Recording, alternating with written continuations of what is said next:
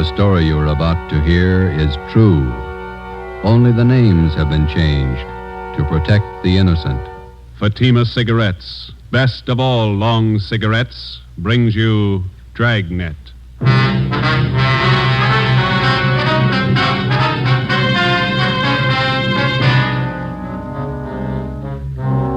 You're a detective sergeant. You're assigned to bunco detail. An expert confidence man has resumed operations in your city. His criminal record dates back 35 years. He's a master in the art of the gentle swindle. Your job, stop him. If you want a long cigarette, smoke the best of all long cigarettes. Smoke Fatima. Fatima is the long cigarette which contains the finest Turkish and domestic tobaccos superbly blended to make Fatima extra mild. And that's why Fatima has a much different, much better flavor and aroma than any other long cigarette. That's why Fatima has more than doubled its smokers coast to coast. So, enjoy Fatima, the best of all long cigarettes. It's wise to smoke extra mild Fatima. It's wise to smoke extra mild Fatima.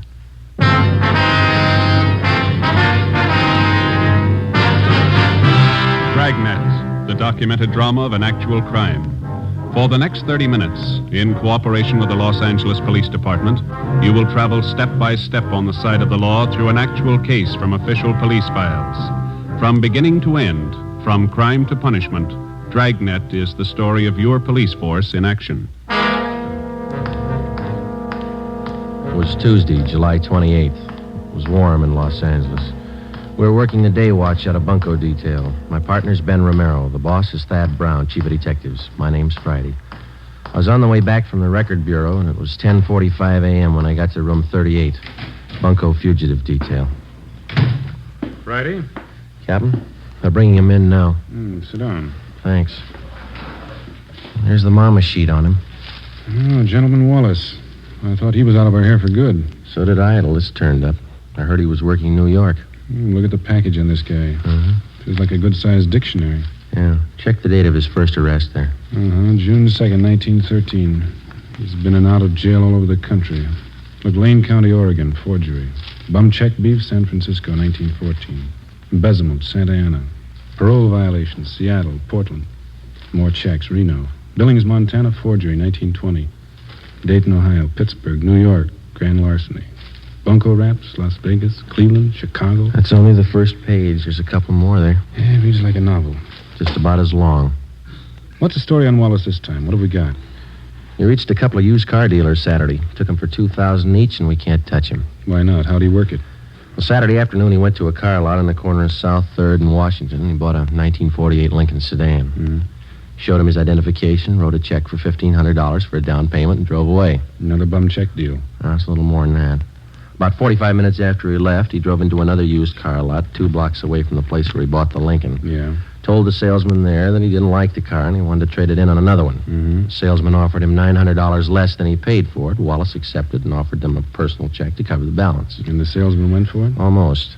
Wallace seemed so anxious to get rid of the car that the clerk got suspicious, but it was late Saturday and he couldn't call the bank on Wallace's check. So he called the place where Wallace bought the car. That's right. We found out that the sale was made less than an hour before and that Wallace had given them his personal check for it. And then the 2 used car dealers got on the phone, decided that Wallace was pulling a fast hustle, called a cop, and had him jailed. Hold that light a minute, will you? Thanks. Yeah, then what? Well, when the banks opened Monday morning, they called about Wallace's account. He had enough money in to cover both checks. Wallace got a lawyer and threatened suit against the 2 car dealers. He had both of them cold. They settled out of court for $2,000 apiece. Quick deal. Sounds like a master. He's been grifting for 35 years. Knows the con game any way they want to play it. We can't even book him on a VAG charge. He's got a job. And who's he working for? Plastic outfit out in Pasadena. Salesman. Is he registered under 5238? He is. No, just a minute. Yeah? All right, send him in. Romero, he's got Wallace with him. Captain? Ben? Wallace, this is Captain Bryce. Captain, I'm very happy to know you. I've heard a lot about you. Yeah. Sergeant Friday, how are you? We'd like to talk to you, Wallace. Sit down. Oh, well, thanks. Warm out today. Perspiring. Now, what is it I can help you gentlemen with? Always glad to cooperate. You don't have to give us a build-up, Wallace. We're not buying. You know me better than that, Sergeant. No point in making this visit an unpleasant one. Cordiality, that's a secret.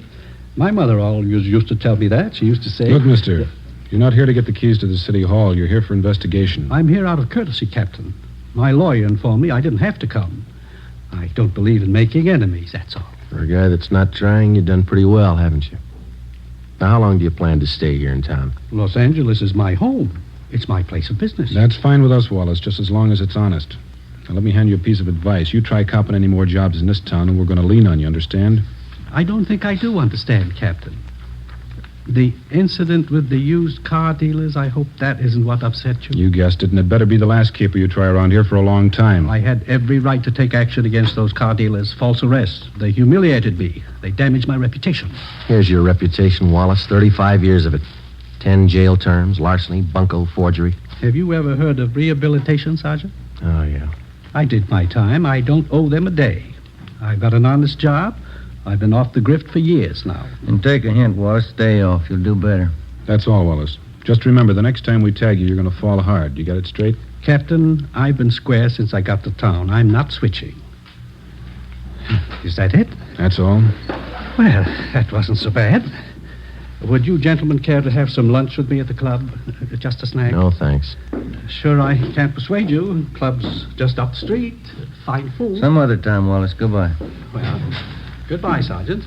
Goodbye to you, Captain. Yeah. Well, we gave him the word. I don't know how much good it's going to do. What do you think, Skipper? Two things about grifters. They never retire and they never change. Watch him. For the next 4 months, Charles Wallace was kept under surveillance. From his daily actions, there was nothing to indicate that he'd returned to his former profession of confidence man. From experience, we knew it was too good to be true. For a man who had worked the con game from every conceivable angle for as long as Wallace had, chances of his going straight amounted to less than 1 in 1,000. Just as a dope addict is a slave to drugs, the full-fledged con man or grifter is obsessed with the idea of swindling for a living. He loves his work and he takes pride in it, just as much as a doctor, a lawyer, or any legitimate professional man. He has a life and a code of ethics all his own, even has his own language. The grifter's victims are wealthy, middle class, and poor, and many more than the average citizen imagines. Wednesday, December 1st, 1 p.m. Ben and I had lunch and checked back in at the office. Food's getting better at the cafeteria, don't you think? Well, beef stew is pretty good. You got an extra coat hanger in your locker? Oh, yeah. Yeah, here you are. Yeah, thanks. Hi, Conlon. Joe, do you see this report the post office detail sent over? You mean that Lonely Hearts ad? No, this is a different one. Real twist. How you mean, Harry? Let me look, huh? Here. Barney Grant, that's the name he uses anyway. A couple of weeks ago, he planted a small want ad in the newspapers around town. Been cleaning up ever since. How'd he work you? Here, take a look at the ad he was running. Remember, tomorrow is the last day to send your dollar to Box 565, Main Post Office, Los Angeles. Was that all? That's all it took. Last couple of days, been getting about 40 letters a day from people in this city. With $1 in each one. Ad doesn't promise a thing. Just send your dollar. People send them. They picked the guy up, Harry? He called for the last batch of letters 2 days ago. Probably pulled out. Postal inspectors checked the address he gave when he applied for the box. They never heard of him there. Barney Grant. Does that sound familiar to you, Ben? Little, yeah. Maybe R&I has a package on him. Friday, see you a minute. Right, Captain. Ben, you and Conlon want to check that name through R&I? I'll be in with the skipper. Yeah, okay, Jack. Friday, close the door, will you? Sure. This is Mr. Sawyer. He's with the Western Central Railroad, Sergeant Friday. Sergeant. How are you? It's about Wallace, Friday. Mr. Sawyer has a complaint against him. We've got the crime report. Gentleman Wallace? Yeah. You want to fill him in, Mr. Sawyer? Well, Sergeant, I'm employed as a standards engineer for the Western Central Railroad. Wallace first approached me about a month ago. He said he was an inventor and he was working on plans of a new type of air brake for use on railroad cars. Go ahead. He said he'd conceived the idea, but that he needed more time and money to perfect his invention. He told me I'd share in half of the profits he got from his idea. It sounded more than fair. How much money did you give him? All I had in my savings account, $3,000. I talked it over with the wife, and the idea looked real good on paper. Yeah. I didn't expect to make too much money for myself out of this, but I thought that if I could get a hold of this braking system, it would certainly help the company out. Mm-hmm. He took your money and you haven't heard from him since. Well, I presented the plans to the chief specifications engineer in our eastern office. Yeah? I got an answer yesterday, airmail. Our New York office has been working for 2 years on exactly the same set of brake plans. And how'd he get a hold of them? From the Patent Bureau in Washington. Oh, the company has a patent pending on the new device. It's all legal, isn't it? Yes. He simply got the information from them, drew up an exact copy, and submitted them to me. He sold you an invention that your company already owned. Yes, sir. And I'm out $3,000. You know where Wallace might be now? We've checked the boarding house where he was staying. He left there last night. No forwarding address, nothing. We've got an all-out points bulletin on him. Do everything we can. Well, thank you, Captain. Sergeant Friday. You have my card. If there's anything I can do to help, please call. All right, Mr. Sawyer. Goodbye. So long. I don't know what we're looking for, Joe. Well, let's see. What's that, Romero? On that phony ad the post office detail reported this morning. Check the name Barney Grant through the crime index. That's the name the guy used. Yeah? Oh, this is the package on Gentleman Wallace. That's right. His alias list goes for 3 pages. Read them again. Charles French, Walter Grant, Charles Grant, Barney Grant. That's right. Gentleman Wallace, Barney Grant, same guy. We got out a local broadcast, an APB, and a radiogram on Charles Gentleman Wallace. For a full month, there wasn't a sign of him.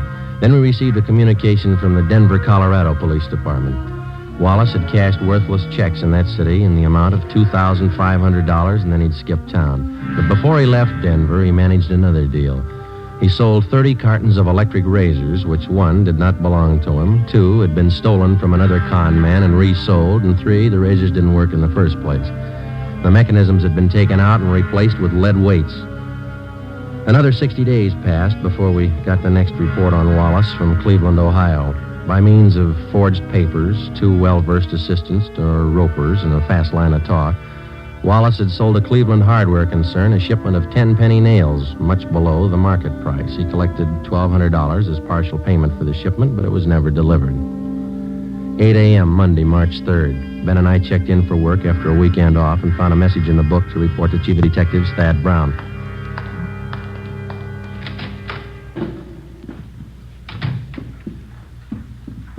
Chief, you wanted to see it? Come in. Yes, sir? Gentleman Wallace is back in town. Where'd you get that? Guy by the name of Patterson. So. All right, thanks. Egan, have Patterson brought to the interrogation room. Is that Mouse Patterson, Skipper? Yeah, small-time grifter. He was running with Wallace as late as a month ago back in Pittsburgh. When was Patterson picked up? Last night at a big hotel out in Hollywood. He was working a fast deal. You think he came to town with Wallace? I know he did. One of Conlon's informant spotted Wallace and Patterson last night. We nabbed Patterson. Wallace slipped away. We figured that he'd been operating in and out of the city for about 2 weeks. Any idea what his angle is this time? I think so. Take a look at this. Obituary notices clipped from a newspaper.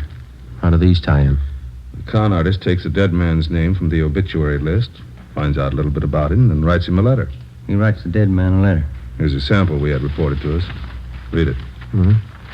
William Radford, 233 South Brookway, Hollywood. Dear Bill, I heard you were sick, and I didn't want to bother you at this time, but believe me, I'm desperate. I don't mean to hound you about the $400 you borrowed from me, but we are having sickness in our family, and I do need the cash. Wait a minute. Wallace writes a letter like this to a man knowing he's dead, and the family opens it and reads it. And they figure it's some unpaid debt that they didn't know about, which the deceased owed. That's right. And the con man collects. Yeah. Letters been showing up right in the middle of funeral arrangements. The family's bereaved, grief-stricken, caught off guard. They don't suspect anybody could be that ruthless, so they pay off what they think is a legitimate debt. That sets a new low, doesn't it? Excuse me. Yeah. Ron speaking. All right, thanks. I got Patterson in the interrogation room. You 2 question him, find out everything you can. Right, Chief. When you're through talking to Patterson, you can start checking on these names. What's this? It's a list of all the names that appeared in the obituary column in today's paper. It's a long list. Don and Myberg are checking half. You and Romero take the rest. Right. Get to those families before Wallace does. We went down the hall to the interrogation room and questioned Patterson for an hour and a half. He denied that he even knew Wallace. He refused to tell us anything. We had Patterson returned to his cell in the county jail, and Ben and I started out to check with the relatives of the deceased who appeared in the daily obituary list. Adams, Connolly, Craig, Denberg, Donzetti, Edmonds, Fowler. None of them had received letters claiming payment of secret debts owed by the deceased. Well, there are more pleasant jobs than bothering families with an investigation in the middle of their sorrow. It wasn't easy, but it was necessary. The 8th name on the obituary list was Foreman, Carl J. He was survived by his wife, Jean. She lived at 5821 Santiago Street out in the valley. We're sorry to intrude at a time like this, Miss Foreman. We know how you must feel, but it's an important matter. That's all right, Sergeant. Carl was sick for so long, probably better this way. What did you want to know? Since your husband passed away, have you received any letters asking for payments on a debt that he might have owed to somebody? It's funny you should ask. Yes, I have. I got it yesterday. Yesterday, huh? Do you know the man who wrote the letter? No, I didn't. I took it for granted that it was someone Carl knew in the Army. Someone he'd borrowed from. And how much money was it he said your husband owed him? $400. There's a letter over the mantel. I'll get it for you. Fine. Here it is. Thank you. Signs his name Howard Michaels. Has this man contacted you since? Why, yes, he has. He called me last night and said that he'd just heard about Carl. He apologized for writing the letter. Said he had some medical bills of his own to pay. I went to the bank this morning and got the money for him. Is there anything wrong? And he's supposed to come here and get the money? He already has about 2 hours ago. He seemed to be a very good friend of Carl's. Ben, you got that mug shot on? Yeah. Yeah, here it is. I don't understand, Sergeant. Is, this the man who picked up the money this morning? Yes, that's Mr. Michaels. Mm-hmm. Don't you think he was Carl's friend? I don't think so, Miss Foreman. But no one would do that. Who could be that low? You're looking at his picture, Miss Foreman. His name's Wallace.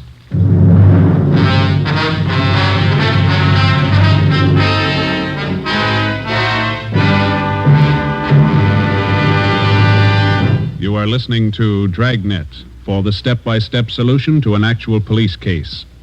Here, step by step, are the reasons why Fatima has more than doubled its smokers from coast to coast. Step 1. The name Fatima has always stood for the best in cigarette quality. Step 2. Long cigarette smokers discover Fatima has a much different, much better flavor and aroma. Step 3. Long cigarette smokers find Fatima extra mild. Fatima is the long cigarette which contains the finest Turkish and domestic tobaccos superbly blended to make Fatima extra mild. And that's why more and more smokers every day agree It's wise to smoke extra mild Fatima. It's wise to smoke extra mild Fatima. Yes, the name Fatima on that golden yellow package is your insurance of an extra mild smoke. So, enjoy Fatima, the best of all long cigarettes.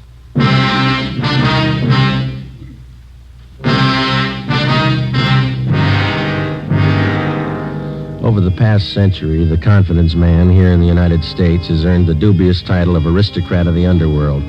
Among small-time thieves, cutthroats, dope peddlers, pickpockets, and similar small fry, he's looked up to and respected.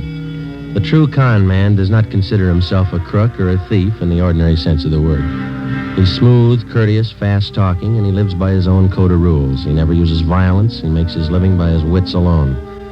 Generally, he's far above average intelligence, and he's totally without a conscience. He thinks no more of fleecing a day laborer of his wages than he would of fleecing a millionaire. Because of their carefully planned operations, only a handful of confidence men are ever brought to trial. Monday, March 3rd, 6 p.m. Ben and I completed our interviews with the families of the deceased and returned to the office. Hi, you two have any luck? Wallace is the guy. We found out that much. Who identified him? Woman out in the valley, a Mrs. Foreman. Wallace posed as an old friend of her husband's, took her for $400. How about Colin and Myberg, Captain? They get anything? They haven't checked in yet. I'm waiting for him. How does Mrs. Foreman make the payoff to Wallace? Through the mails? No, sir. He came out and picked up the dough in person. Yeah, then there's no chance of tracing him through the post office. Seems like he comes up with a new MO every day. We checked out the rest of the families of the deceased on the list the chief gave us. No leads. Don Myers in handwriting checked the letter Mrs. Foreman got. The writing matches with the others. It's Wallace. Hi. No, Conlon. Myberg with you? Down the hall in handwriting. Checking a couple letters with Myers. Do any good today, Harry? Some. We found 2 families got phony letters through the mail. Same deal, Wallace. They pay off to him yet? Neither one. Told him to sit tight and call us if the guy should contact him again. Explain the setup. Who are the people, Harry? Let's see, one's an old fella. Oscar Dunn lives over in Highland Park. Others a pretty wealthy family, Bel Air.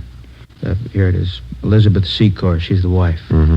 Husband's name, Burton James Secor. Investment broker, died day before yesterday. How much of a debt is he supposed to have owed? The guy in the letter claims $1,200. Signed himself William Kilbright.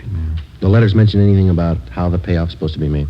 The guy wrote he'd contact him by phone first, then make arrangements to meet him.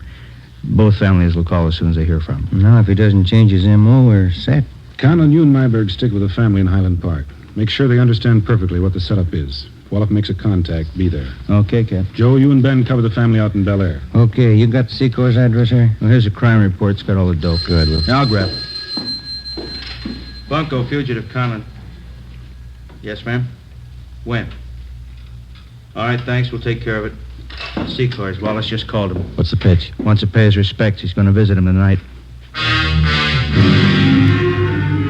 7:35 p.m. Monday, March 3rd. Ben and I drove out to Bel Air to the Secor place. It was an English-type mansion with a circular driveway out in front. The wake for Mr. Secor was being held in the living room. The butler showed us into the library where Mrs. Secor was waiting. She told us everything that had transpired since she first received the letter from Wallace following her husband's death. She said Wallace had promised to be at her home promptly at 9 p.m. We waited. 9 p.m. came and went. We told her that if the suspect should call, to make any concessions, to agree to anything in order to set up a meeting with him. At 10 minutes past 10, the phone in the library rang. Mrs. Secor answered it. I listened in on the extension. I'm terribly sorry, Mrs. Secor. I did want to get out to pay my last respects, but I'm afraid that will be impossible. Oh, I'm sorry you won't be able to come. I'd like to settle up that debt, the money that Burton owed you. I do hope you understand, Mrs. Secor. It's very difficult for me to bring up such a subject at this time of your bereavement, but I do have need of the money. You see, it's my wife. She's quite ill, and, well, there are medical expenses to be met. Oh, I understand. When would you like to come for the money? Well, would tomorrow be all right? My husband's funeral is tomorrow. Oh, I see. Well, where will that be? At the cathedral on Sunset Boulevard. A requiem mass at St. Mary's at 9 o'clock. Well, since I don't want to bother you personally anymore, I wonder if it would be possible for you to leave the cash with the head usher there at the church. Well, yes, all right. I think that would be the best way. All right, then. Good night, and thank you. Yes, good night. I'm sorry. I know that's not easy for you. That's all right, Sergeant. It's strange, isn't it? What's that? One man burns out his whole life making money. The next man spends his time trying to steal it. What does it all mean? I don't know. We got 2,600 men down in the county jail. They all think they've got the right answer.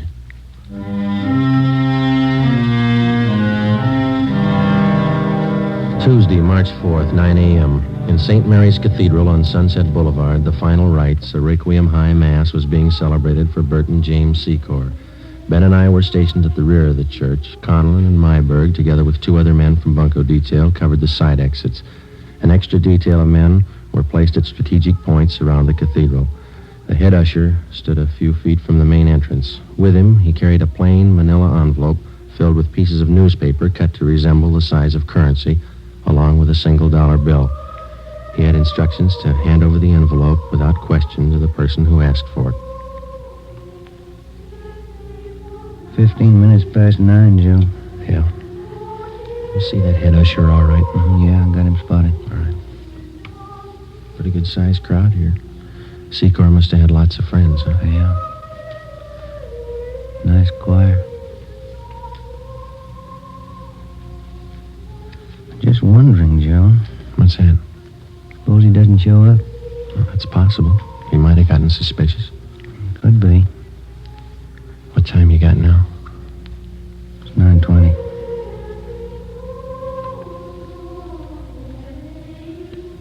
Joe, look. Uniformed messenger just came in the door. Yeah. He's looking around. He's going up to the usher, talking to him. That's it. Usher gave him the envelope. Messenger's leaving. Right, well, let's hold it. Give him a lead. All right, let's go.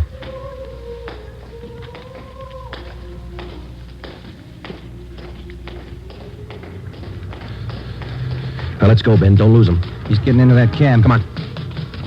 Slide over. You got the cab number? Yeah, let's move.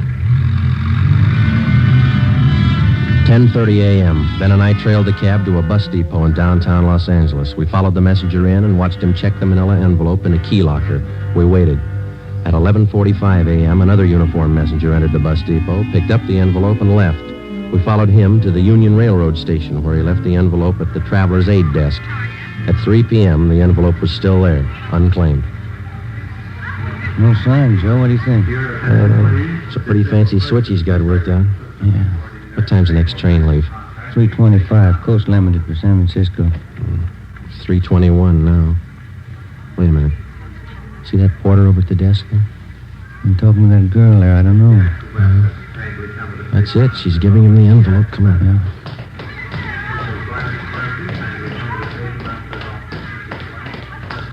He's heading up the ramp. Yeah, let's hustle. You turn up the left? Yeah, passenger platform, Coast Limited. Not much time. Come on, run. Come on, Ben. Where'd the porter get on? Next car. Come on, run. Let's jump. This way. Through here. That the same porter? Yeah. He's knocking at the door to that compartment, handing him the envelope. That's it. Let's go. Yeah, it's locked. Knock. Yes? What is it? Conductor. Just a minute. What is this? All right, Ben. Now, look, Sergeant, there's no need for any unpleasantness. Certainly we can sit down and talk this thing over like intelligent human beings. Grab the luggage, will you, Ben? All right, let's go, Wallace. Look, will you wait a minute, please? I'm sure we can come to some agreement. I have plenty of money. Look, right here alone in this envelope, plenty of... There's only $1 here. The rest is newspaper. Yeah. I've been taken. So have a lot of people. Let's go.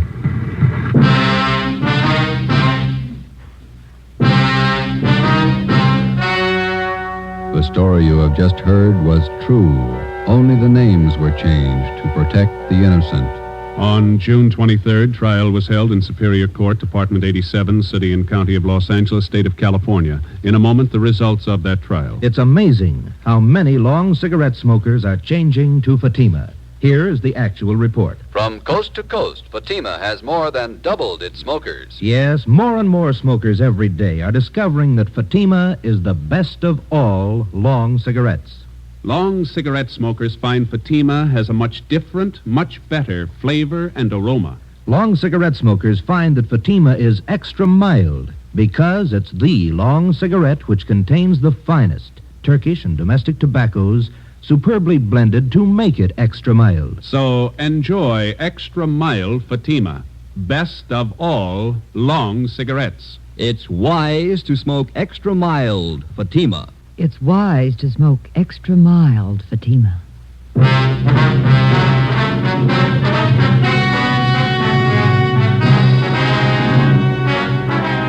Charles Gentleman Wallace was tried and convicted on 4 counts of grand theft and sentenced to the state penitentiary for the term prescribed by law, with holds being placed on him by 4 other states. You have just heard Dragnet, authentic cases from official files. Technical advice for Dragnet comes from the Office of Chief of Police W.A. Wharton, Los Angeles Police Department. Dragnet wishes to thank the editors of True Detective magazine for their considerate appraisal of this program. For those of you who may be interested, the behind-the-scenes story of Dragnet appears in the March issue of True Detective. Fatima Cigarettes, the best of all long cigarettes, has brought you Dragnet from Los Angeles. Tomorrow, hear the Ronald Colmans in the charming series Halls of Ivy on NBC.